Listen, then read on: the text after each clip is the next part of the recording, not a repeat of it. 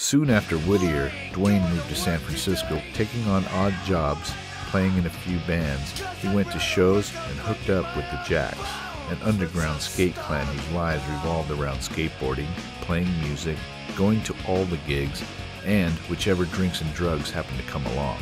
His pro career had kind of curved off and died down, and he was, on to do other things. I moved up north, and there was a whole nother world. There was the Jacks up there. We were already kind of a crew. We all linked up and would drink and go down to the punk pool at San Jose. And then Dwayne came along, and he was like us, only more so. And he happened to be a legend already at that time. I became an honorary Jack, and they lived on their skateboards, and I just saw a whole nother way of living. Down here, they didn't really take their boards to the gigs. Up there, they were really proud of it. Jack's period, Dwayne stumbled through that one. Dwayne was just unpredictable at that time. He was just always on some kind of a substance, his own trip, and didn't care about the outcome. It was just like, seat of the pants, oh well. At 23, Dwayne was well along the road towards hardcore drug addiction when he hit it off with a girl, Eva, from the same scene. They had their first child, a son named Skylar, and 2 years later, another boy, Chelsea. They survived on Eva's family kickdown along with their own desperate winnings from robbery and credit card scams. Dwayne's heroin addiction hid him in the bathroom away from the kids who were told, "Daddy's just sick right now, but he'll be okay." That's a hardcore fucking thing to look in the mirror one day and just go, hey man, I gotta get off the shit, and get back to having real life. Most of the junkies are one way or the other. The alcoholics won't fuck with junk, but I needed a drink. I like whiskey, and I like heroin, and I like coke with my heroin. He was pretty fucking messed up. Personally, I don't understand how he's still alive. And if you got acid, I hate acid, but give me some of that. I don't think that he actually intended on dying, but I just don't think he would have minded if it happened.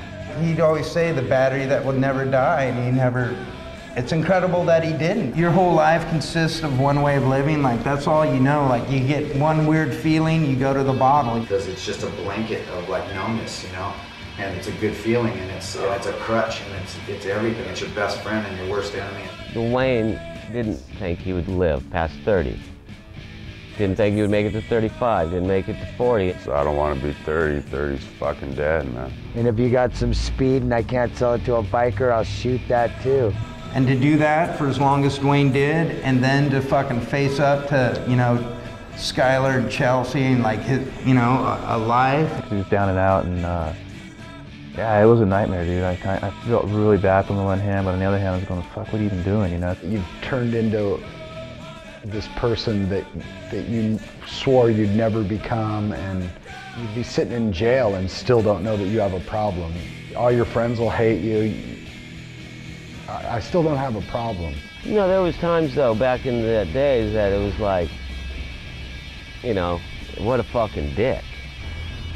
There's a lot of dudes that never made it out of that shit.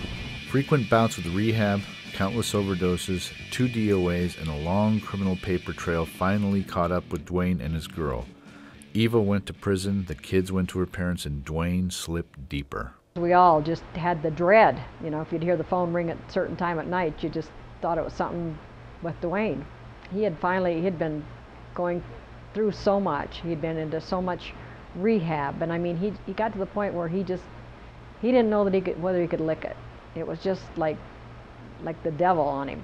This one time he just plain decided to end it all, and he took just about everything he could get his hands on. And I get the call, and he's down in Orange County, and he's in the hospital. And I had this doctor come up and look at me, and he says, "Are you his mother?" And I said, "Yes, I am." And he just kind of looked at me, and he says, "Well, I feel sorry for you." And it just broke my heart. So what the fuck, man? You don't like the way I look? Well, I don't like the way you look. Failed attempts at sobriety sent him to the streets again. Addicted more to drugs than to skateboarding, Dwayne at that time was more a phantom in the skateboard world, rising from the underground to session a pool with his friends or show his face at a contest.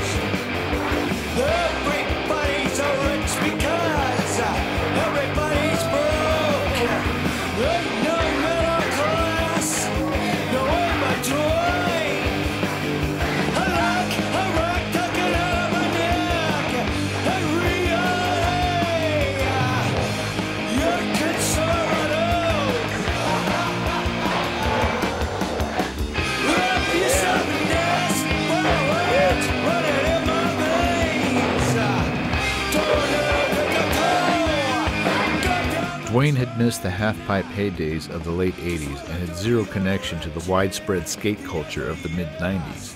The hip-hop, baggy pants, small board, and small wheels of modern street skating was the antithesis of Dwayne's days of big bowls, big boards, tall wheels, and punk rock. For the most part, his drive to ride slipped into a deep hibernation, and with his lady locked up, his kids off limits, and his bridges burnt, music was the only thing he had left.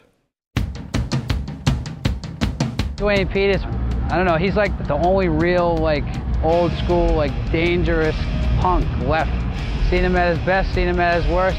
You know, I've seen it all. I've seen it when, like I said, he's falling down drunk, you know, broken ribs. Now I've actually helped him duct tape up his body so he could go on stage. Do a backflip, land on his back, right on the fucking monitor, get up and just sing like nothing happened. We're both all about trying to bring the danger element back to rock and roll. You leave bruised and bloody and begging for more. It's a war, and it's us against you. We live and die by rock and roll, period.